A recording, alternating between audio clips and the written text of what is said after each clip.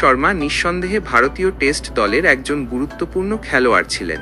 সীমিত ওভারের ক্রিকেটে তার অবদান যেমন অনস্বীকার্য, তেমনি টেস্ট ক্রিকেটেও তিনি কিছু স্মরণীয় ইনিংস উপহার দিয়েছেন।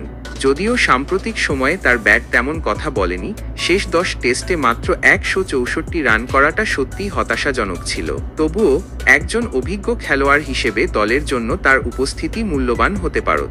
যদি সত্যিই তিনি কোনো আনুষ্ঠানিক প্রেস কনফারেন্স না করে শুধুমাত্র সোশ্যাল মিডিয়ায় একটি ছবি পোস্টের মাধ্যমে টেস্ট ক্রিকেট থেকে অবসরের ঘোষণা করে থাকেন, তবে তা কিছুটা অপ্রত্যাশিত। একজন সিনিয়র এবং গুরুত্বপূর্ণ খেলোয়াড়ের কাছ থেকে আরও প্রথাগত ঘোষণা আশা করা যায়। টেস্ট ক্রিকেট থেকে তার এই সরে দাঁড়ানো ভারতীয় দলের কম্বিনেশনে নিশ্চিতভাবেই প্রভাব ফেলবে। চ্যাম্পিয়ন্স ট্রফি জয়ের পর অনেকেই হয়তো আসন্ন ইংল্যান্ড সফরে তাকে ভারতীয় দলের অধিনায়ক হিসেবে দেখতে চেয়েছিলেন, কিন্তু তার এই সিদ্ধান্তে সেই সম্ভাবনা শেষ হয়ে গেল। এখন রোহিত শর্মাকে শুধুমাত্র একদিনের আন্তর্জাতিক ম্যাচেই দেখা যাবে। টেস্ট ক্রিকেটে তার অভিজ্ঞতা এবং ব্যাটিংয়ের অভাব অনুভূত হবে।